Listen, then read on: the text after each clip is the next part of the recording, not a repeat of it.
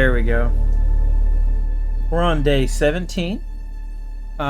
We've made it through the week. It is Friday for most of us, not all of us. Um, and let's hope that we can all at least find one day, a few hours this weekend to really relax. We'll see. So, that last chapter was kind of weak. I didn't really like it. This one I've been thinking about for a bit. I think I know.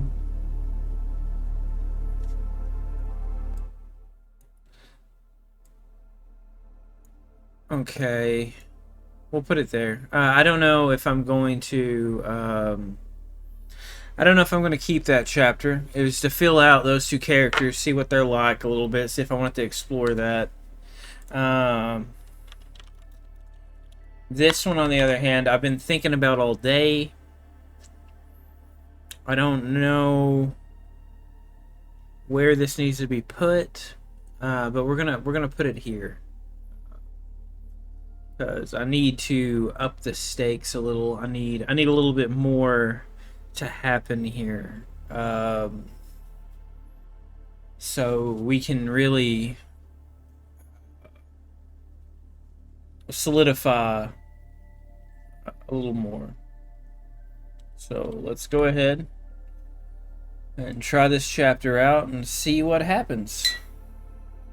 I'll see you on the other side. Tonight I have to read two chapters. The one before and then this one.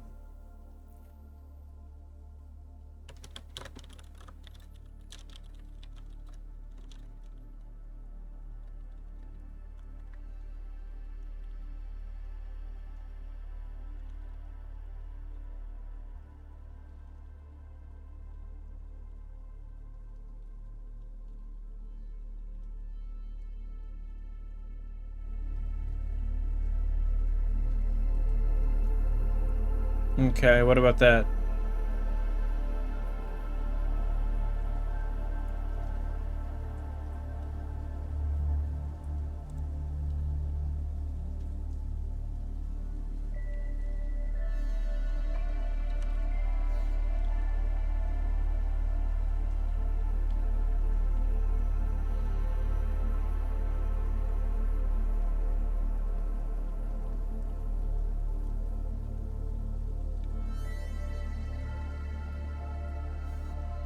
Okay.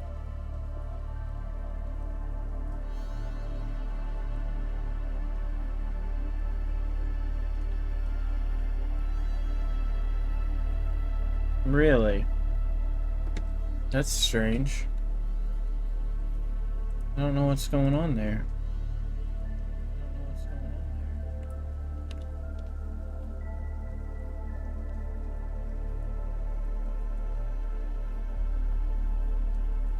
Yeah, I don't know, man. It shows me on. So, who knows?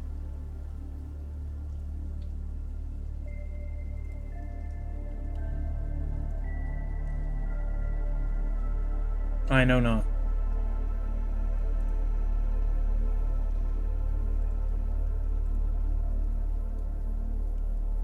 Yeah, I don't know. It's showing me on. Okay, Madison, thank you. Thank you for being annoying. Come on, Frank, I gotta get under you. Sorry.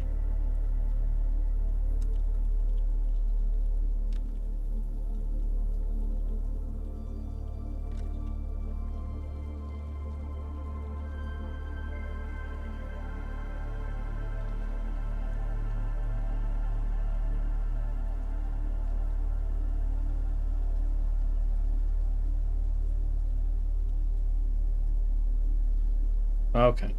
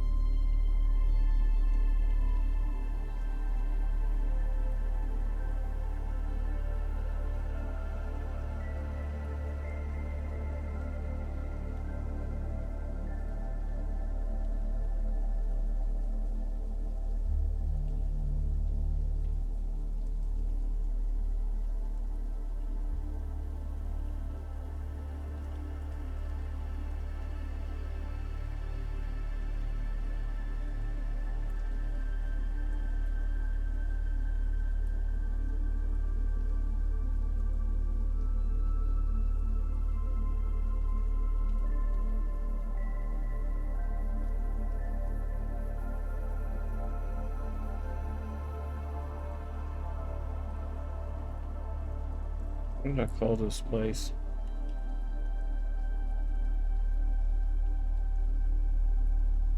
No, hold on just a second.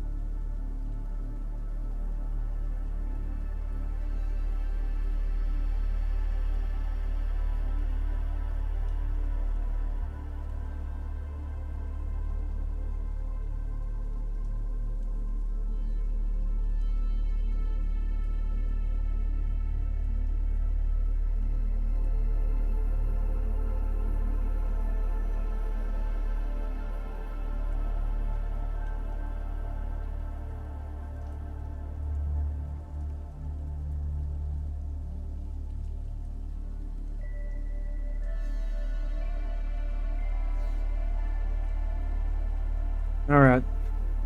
This chapter's a little cliche, but seems to work out, you know? I'm not a big fan of it. Again, this is a rough draft. So we gotta roll with what we type out sometimes, even if it isn't what we want. Okay. Alright, that's done. Let's transfer that over. Let's pop over to the dashboard real quick. Okay. Let's see here. We are sitting at... Today we wrote 2,149 words. 2,149. No! Okay, there we go. Wasn't at no library. Okay. We're sitting at 34,018. Let's go ahead and change that.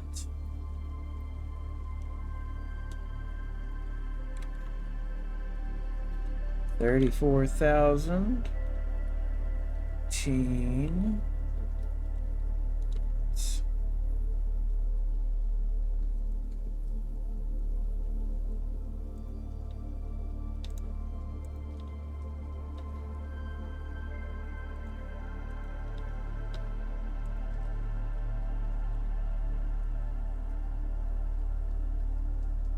Okay, let's unlock this. Oh God, it's too big, man. There we go. Select that back. All right, so yeah, we're there. The house was 2,700.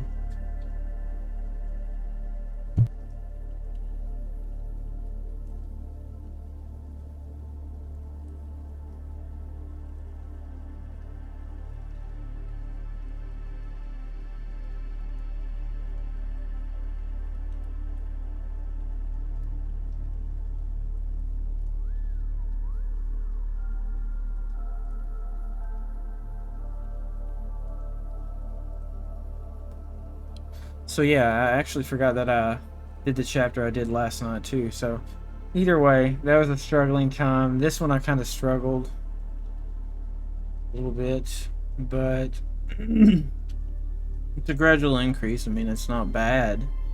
Plans will be done November 25th. I think we'll be done November 30. Something's gonna happen. I'm building a good cushion though. It allows me to, you know, get where I need to go.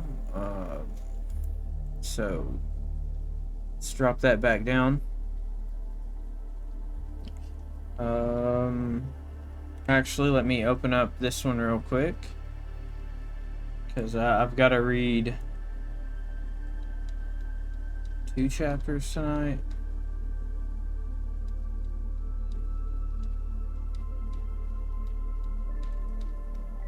Okay.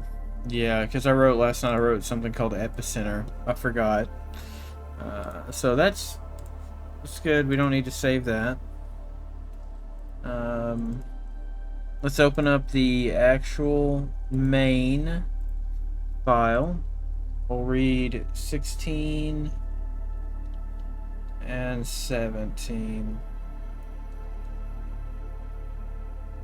Because 15 was...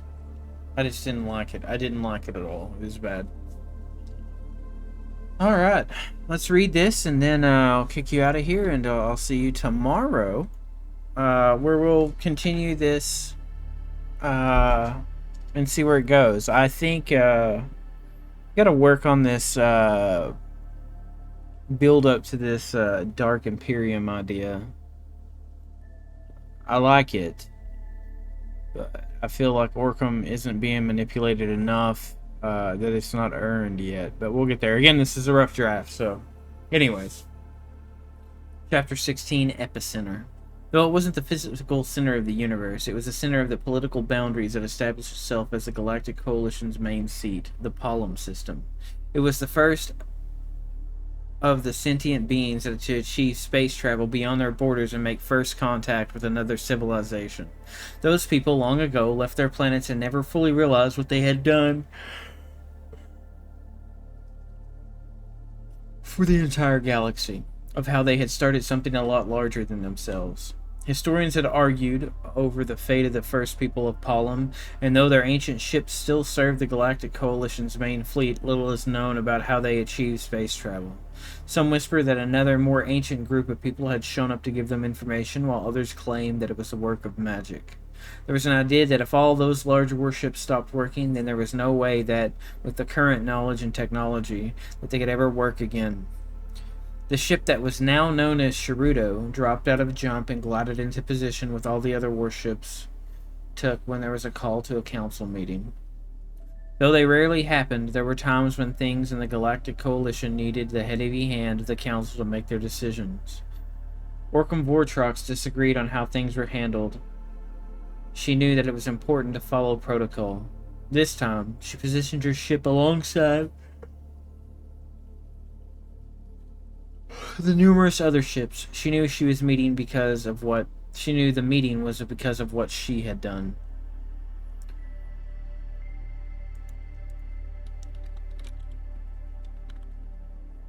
As she walked from her ship, three out of the four of her best second captains followed. Each of them had a similar ship that had been made long after the GC had built and established themselves. These ships carried more weapons, moved faster, and didn't require a neural network. Instead, they used lobotomized versions of artificial intelligence along with a crew to make decisions on the fly. Until bonding, Orcam had to consider those ships superior. The meeting was to be held on Space Station above Gilda 2, the largest and most beautiful planet that Orcam had ever seen. It had been selected as a planet that was to be left untouched by technology, that it was supposed to represent what the universe had risen from. Many times during these meetings, Orcam had stood at the viewing ports and considered what it must have been like to be trapped on a single planet with no idea what lay behind the bright blue skies. The Judgment Chamber was a large amphitheater with domed plated glass ceilings that pointed to the planet. The room was bathed in a bright blue and green glow from the planet below them.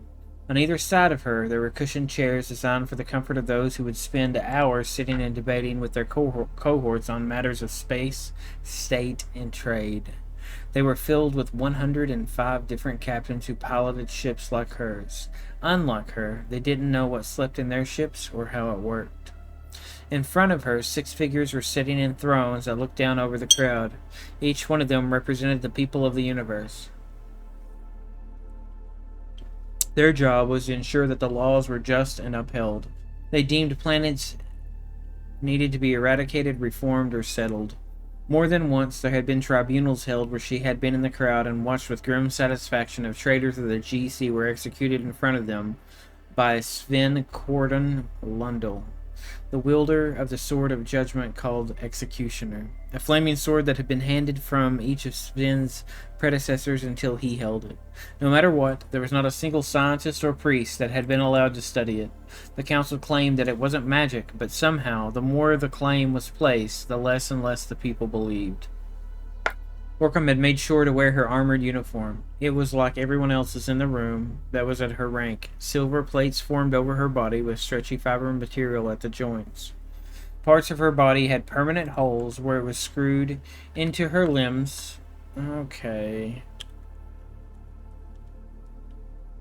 Into her limbs for a symbiosis connection that could give readings in the heat of battle. At her side, the helmet hung on a latch, the visor black. When activated, it was a bright red line that ran across the entire silver helmet. It gave all the readings she would ever need in combat if her ship was to be boarded. The only difference in her armor to those around her were the golden fist on the pauldron of her armor. Though she bore no official rank over those she sat with, the golden fist demanded that she be heard by everyone else but the council. Orcam kneeled and her captains bowed, touched her shoulders, and left the room. She had earned those fists. She had done what no one else could, lost more than anyone else thought. The crystal that formed in her arm pulsed. Rise, Captain Orcam of the newly named Sharudo. The Dwarven council member Skalax raised a ringed hand. He, like the rest of them, wore black and gold robes. God damn, dude. I really fucked this up. And glittered in the planet's light. It's good to be in the bosom of the coalition. Orcam rose and looked around the room. It is good to have the fist at home, Skalax nodded. Do you know why you are here? I assume, sir, she nodded, it has to do with my actions upon Am. It is exactly to do with your actions upon Am. Faradar, an orcish man, growled. You could cause an all-out war. There was no war to be had. Orcam placed her hands behind her back. We are almost finished. Finished on what? Faradar stood up. Debrief these unsanctioned actions. Orcam took a breath. I had gotten a lead doing some research on, she swallowed, personal matters. I had heard there was a super weapon being hidden on Am. This weapon was of such power that it could destroy or save the entire universe. It turned out to be a shard. She flexed her arm. The crystal vibrated, and a hologram of the shard was projected from a metal plate that now covered her face. Her eye. Though it blocked her vision, instead it allowed her to adjust her vision and see around the ship or outside the ship. Right then, she was watching as Sharudo activated ancient technology to send out a wake-up call to its brethren. And why did you not come to us immediately? Skalax sighed.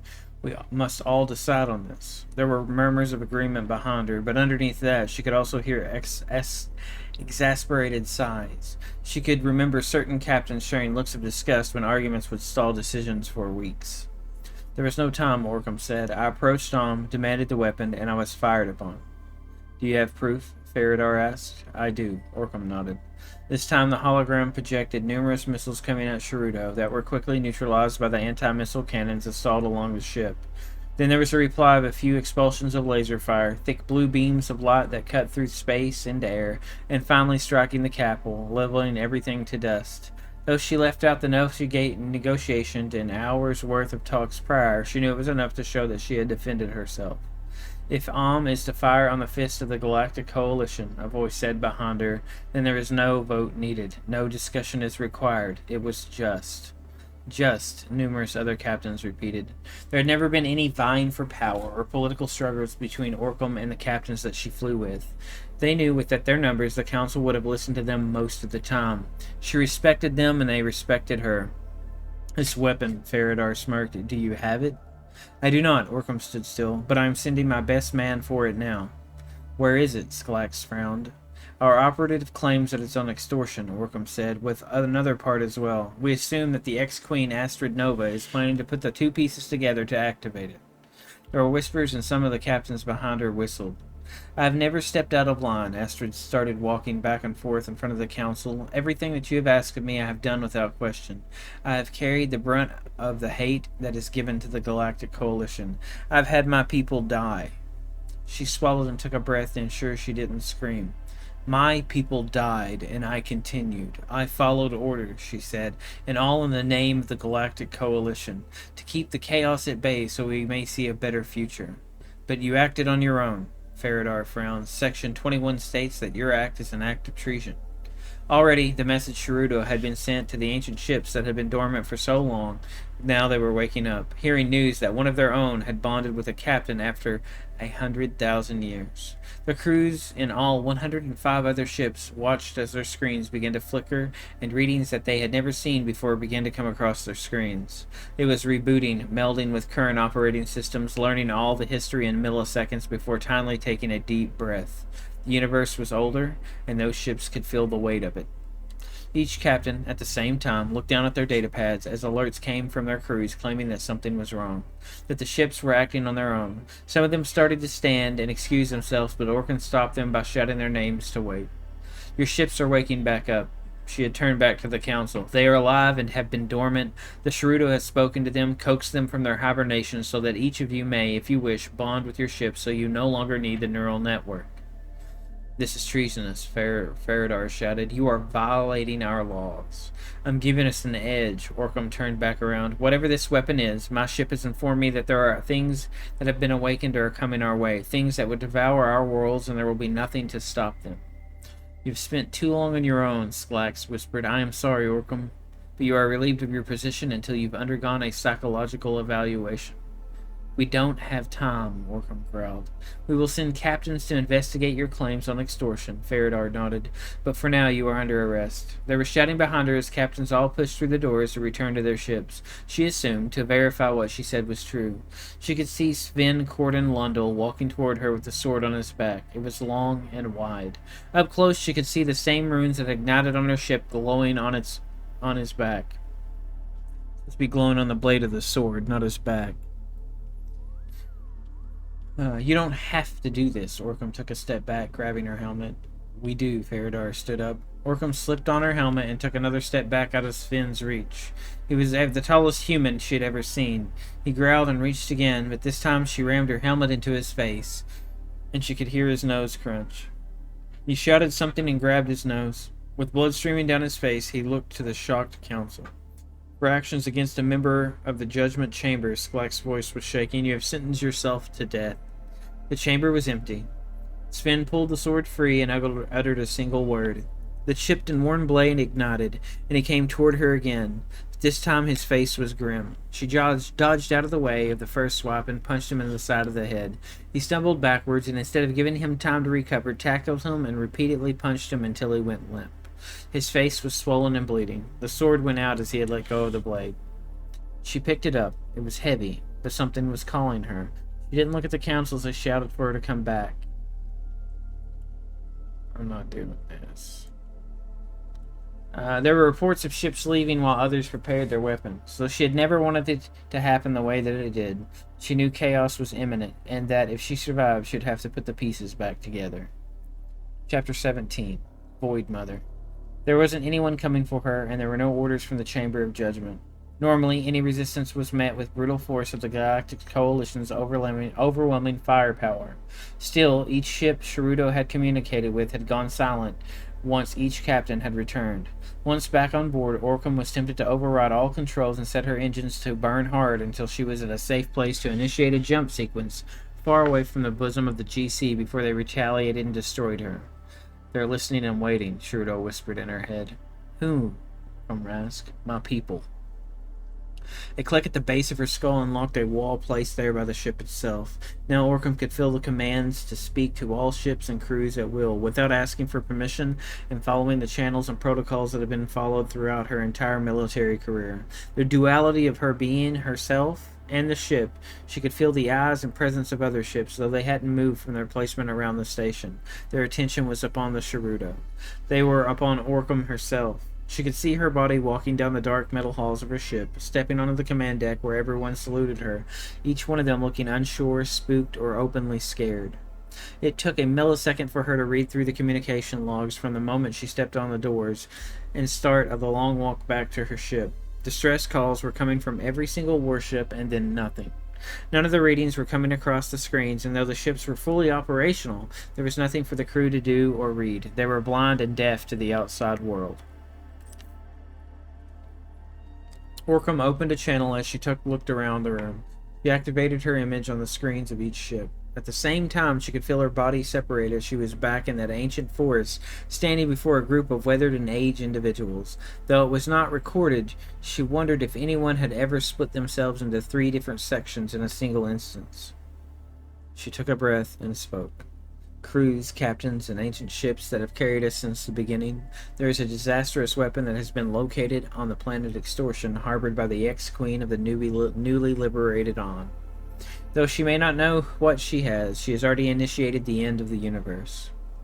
The reaction of her crew was that of shock. Though they had been with her through the process of negotiations, they were unsure why she had followed leads to the planet that had been protected for so long by the Galactic Coalition. She could read in their data pads, lying in their rooms, how they had wondered if their captain had gone mad, while others applauded her initiation to put another planet under heel. Each of these ships is alive, she said. They have fought alongside us, dormant and waiting for the right moment to come back. And that time has come. Each of you must bond with your ship through the neural network. It will be painful, but once you have, you will be free from the confines of the helmet. You will become a creature of massive power through moving through space. I am called a traitor, Orcam paused. Those that have led us have condemned me to death." She pulled the sword into the air and whispered a word. The runes ignited one by one, and the magic moved through the metal heavy and sluggishly at first, like some animal waking up from hibernation. The blade ignited, and she could hear the sword speak to the Sharudo, conversing in a language she did not understand. The bright orange flames darkened until they were black, and though she could still feel the heat, it was hard to see the fire. So she brightened the lights on her ship, and everyone around her gasped. "They lied to us about magic," she waved the sword in front of her. "This is magic. Our ships are magic." "You are all free to do what you wish," Orcam shouted. "You have an hour to decide." She relinquished control of the ship's communication systems, ceased her projections, and quenched the sword's fire. Though she tried to turn and walk out of the room, her body was weak and the ground shifted. She watched as her form stumbled and fell onto the ground. The sword clattered on the hard metal surface beside her, still whispering. The last thing she saw was her crew members gathering around her as all the equipment started humming back to life. When she woke, she was lying in her bed, in her room. The lights were low, and she could feel the rumble of the ship's engines at her feet. Ventilation systems rattled as it pushed recycled air. She rose, and her body felt heavy and sore. Beside her in the bed was the sword, the runes still glowing, but the fire was nowhere to be seen. The one thing that immediately sent her into a panic is she could no longer feel her ship, that the constant duality that she had grown comfortable with had gone. There was no way for her to see outside of her room, or, for that matter, outside the ship in the void of space to see what was going on. She was what she once was, alone. A knock on her door pulled her from her panic, and she rose, grabbing her sword up in one hand. She looked around her room for a place to take cover. There was a small bathroom with a clean mirror, an automated wardrobe system in the corner, and her large bed. The desk was with all of her notes and her pictures of her lost lover, and that was it. The knock came again.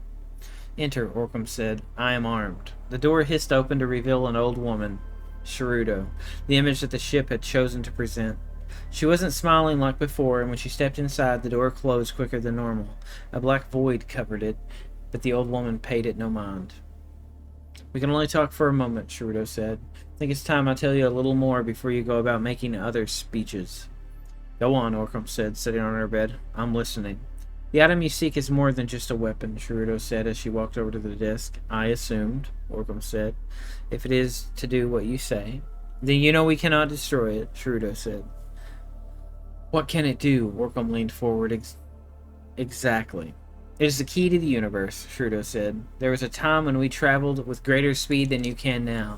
We manipulated time and space with the help of the void. Instead of days, we could be on the other side of the galaxy in mere seconds." "Because of your technology," Orcam said. "The lost technology? It's a mixture of technology and magic," Sharudo said, "and it's inside that shard." "So you need it," Sharudo said, "to be who you used to be." "For all of us to be who we used to be," Sharudo said. "Why do this now?" Orcam asked. "Why not have told me sooner?" "Because we didn't know what kind of person you were," Sharudo said. "And am I the right person?" Orcam crossed her arms. "Am I worthy?" "I don't like your tone," Sharudo said. "I don't like being deceived." She stood up holding the sword. "You shouldn't have brought that here." "Why?" Orcam growled. "What does it have to do with anything?" "It's one of the weapons of those that tried to kill us long ago," Sharudo spat. "A reminder of who we used to be." "How can a sword kill a ship?" Orcam asked. "You come inside like you are now," Sharudo took another step back, "and you kill me right here, and the ship becomes nothing more than a ship." "How many of them were you?" Orcam looked at the sword in her hand. It was still whispering. 3 legions, Sharudo said, "and now there's 105 of us." "I've never heard of such a war," Orcam frowned. "There's nothing in the deepest books of history that say anything about this." "Because those that were called the Void Destroyers are the only ones that wrote history," Sharudo said. "They enslaved us by putting us into hibernation. The shard woke me up enough to wake up my brethren." "Do I need to destroy the sword?" Orcam held it out. She could feel its wanting to cut down Sharudo, and the old woman seemed to sense it too. She went back a little closer to the door. "No," the woman said, "I have another idea. That is, if you still wish to help us." "There's no going back." Orcam closed her eyes. "I am a traitor to the GC." "Then become the Galactic Coalition," Sharudo said. "Everyone is waiting on you." "I need to know more," Orcam said. "Show me everything." "You may not live," Sharudo said. I cannot fight for something I cannot fully comprehend, Orcam said. The old woman seemed to take a deep sigh, and she stared a long time in Orcam's face before holding out one of her gnarled hands and pointing at her. It was a wave of icy cold darkness that came. She could see the start of the universe, the movement of beings that were not constrained by forms and light. They moved across the newborn universe with ease and were free to do as they pleased. Then came some large force, an unseen energy from the center, a being of light and order. With it came warriors in armor and flaming swords, and they started hunting those that did not follow the basic rules of light and form. Millions of years of strife, and those without form were forced to accept surrender. They mourned the loss of their freedom, of how they could have freed the entire universe. Some people wielded weapons made of the very stars themselves, hardened into spears, swords, and shields. They tore open the void creatures and eradicated them from the very fabric of space and time. One of those slipped out of everything, an ancient thing. Dominus was the voice that was whispered to her. He had been left outside of everything to be twisted, tortured, and learned to feed off other things. He was the enemy made by light. One of those, like Shrudo, who had once been left to enjoy. Now, it was out there somewhere, beyond the laws of existence, hungry for revenge, set to destroy everything. I am your sister, Orcam shouted through the visions of Shrudo. Just make them stop. We will stop it. Dominus cannot be allowed back, Shrudo said. And if he does, Orcam swallowed, he will eat the souls of the dead and we won't be able to get your love back, Shrudo said. Reforge us, she started to fade. Become the dark fist of the galaxy. Lady Orcam Vortrox woke with a gasp. She was floating without the confines of gravity. She knew that her body was still lying on the command deck, and she was breathing, and her crew members were doing all they could to alert the medical bay for assistance. At that same moment, she was projected above her ship, and she could see that all the ships had encircled her own. She could feel their captains looking at her, the ships looking at her, waiting for her words. The Galactic Coalition dies today, Orcam said. With that, missiles from her ship fire and explode into the side of the station. Other ships follow suit with lasers and batteries. Soon there is nothing but a ball of fire in space. The Council was eradicated. The news would be that of terrorist attack, retaliation against the Council for attacking Lady Orcam would have to fill the space of the missing Council until a new order could be restored. This is a dawn of a new time for us, she said to the ships and captains. We have passed through the threshold of slavery from those that wish to control us. We've granted ourselves the power that our ancestors once have. We must make a better future with reason and laws that are fair and just. She could feel the elation coming from the ships. Today we recreate the Dark Imperium. Okay. Alright, guys. Well, that's it. Another chapter done. Like I said, we are at 34,000 words out of 50.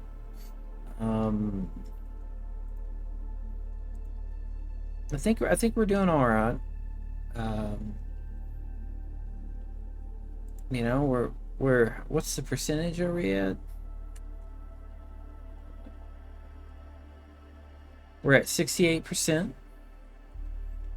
I can't complain. I feel like this is a very crammed version of a book that needs to just have time to breathe, right? Like, I think that I could spend a long time, and I might actually spend a long time on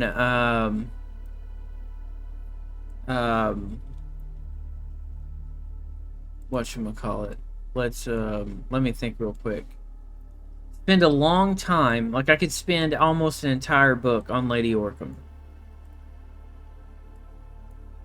Like I kind of want to. Just kind of to have this whole thing where you kind of just follow her story and who she is, right? Like you don't know that she's bad. I think it would do something for it. I really do. I think that it would, maybe not not a 3-book or not like a huge trilogy or anything, but something small enough to where I could fit it into 2 books. But I really think that we could do something like that because I like her. I've not even got to her sidekick, which I'm in love with, right? Like, she has the greatest sidekick ever that Courtney helped me build. but I haven't gotten to him. Alden is still kind of empty. There's a lot to work with here that I've got to figure out, right? Like I've still got to get it going. I still got to know. And the thing is that I can't be too hard on myself because again, this is a rough draft that I am writing, one chapter a day, and I don't know where it's fucking going until I sit down and write it. Right? Tonight and tomorrow, I'll probably kind of work on the Dark Imperium a little bit, try to tie everything in together. I think that I'm gonna have that sword that's called the Executioner, the bonded sword that Astrid has, and the spear that Alden has be part of the larger story. Like they're parts of like they're either there to like help the MacGuffin or destroy the MacGuffin. I don't know. But I think they should have some part in it. Because why did Alden feel that if he was not fated to be there, right? So that's what I'm thinking. So we'll that's what we'll do. We'll go from there. So thanks for watching. Thanks for stopping by. I hope that everybody has a good Friday night, a safe Friday night, no matter what you do. I will be back tomorrow to do the same thing that I did tonight, and hopefully get somewhere. I don't know. I think I'm gonna back away from Orcam though. I'll let that settle and rest. Let me kind of think over that, and we'll probably go somewhere else. We might start working on the train heist. I don't know. But anyways, thank you. I hope you have a great tomorrow. And I'll see you guys then.